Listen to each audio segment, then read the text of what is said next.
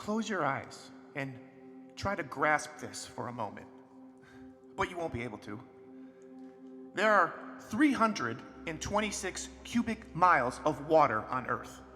That's 326 with 18 zeros after it, gallons of water. The Bible says that he measured that water in the hollow of his hand. Earth has 57.3 million square miles of land. It's unknown how many mountains there are because there's too many to count, but at least 109 of them have elevations over 23,000 feet. The average plane flies around 30,000 feet, just to give you an idea. The Bible says that he enclosed the dust of earth in a measure, weighed those mountains in scales, and the hills in a balance. There are 10 trillion galaxies with an estimated 300 sextillion stars. That's 300 with 23 zeros after it, stars. Estimated. The Bible says that he determined the number of stars and calls each one by name. There are 8.7 million species of animals on Earth. He feeds them all. There are almost 300,000 species of plants. He clothes them all. There are 7 billion human beings living on Earth right now with an estimated 100,000 hairs on their head. The Bible says that each hair is numbered by God. He discerns your thoughts from afar. He knows your coming and your going. He knew you before you were in the womb. And not just you, everyone, everywhere, throughout all of time. He's timeless, ceaseless, limitless. Before anything was, he was. After everything is gone, he still will be. He's holy, he's perfect, he's majestic, he's God.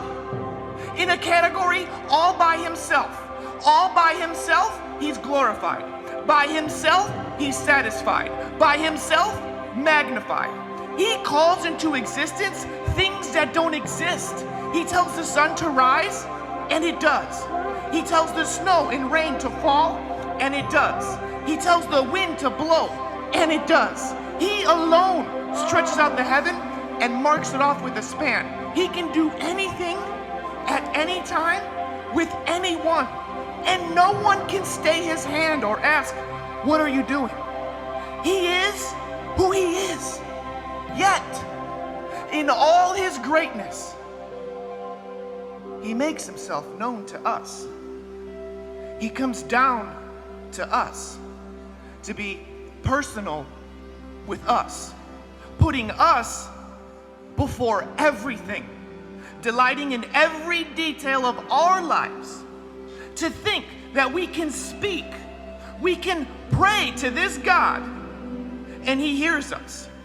Not only does he hear us, but he responds to us. I mean, what kind of God are we dealing with here? Give me eyes to see more of who you are. May what I behold still my anxious heart. Take what I've known and break it all apart. For you, my God, are greater still. In no sky contain or doubt restrain. All you are, the greatness of our God. Spend my life to know, and I'm far from close to all you are, the greatness of our God. Give me grace to see beyond this moment here, to believe that there is nothing left to fear, that you alone are high above it all. For you, my God, are greater still. Jesus rebukes his disciples in Mark 8:18. But he wasn't so much rebuking them because they didn't understand what he was teaching them. He rebukes them because they still didn't get who he was. And I believe he's saying the same thing to us today. It's like,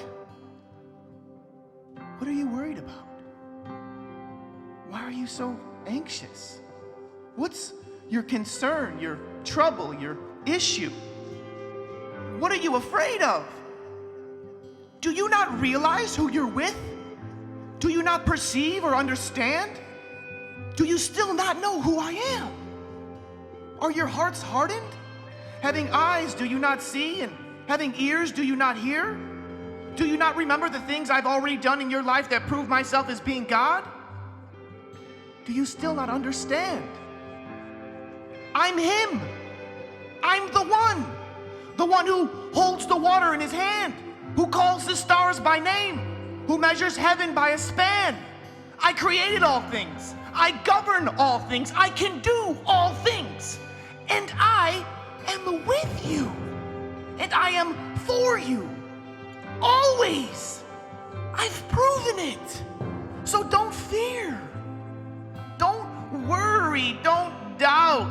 I'm right here. I'm right here. And I'm not going anywhere.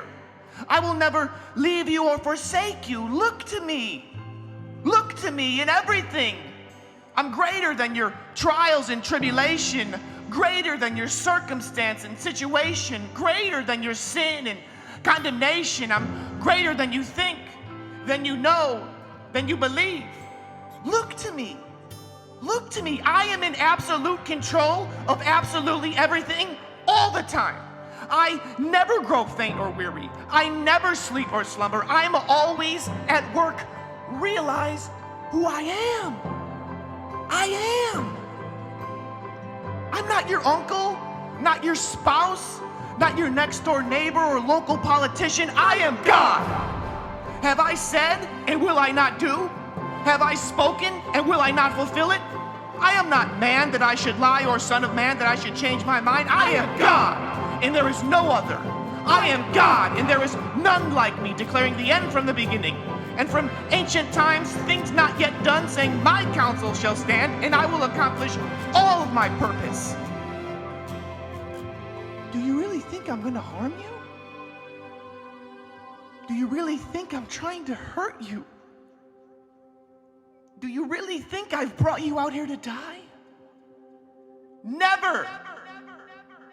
Trust me. Trust me. You're mine. I chose you out of all the peoples on the face of all the earth of all of time to be my treasure, to be my possession, to be my child. You're my child. And I'm your father. There is Your nothing heavenly Father. that separate us. Live like it. There is nothing that can never separate us from your love. No height, nor depth. But this I am convinced for you, my God. Greater still. There is nothing that can never separate us. Oh, there is nothing that can never separate us from your love. And no height, nor depth. For this I am convinced for you, my God. Greater still.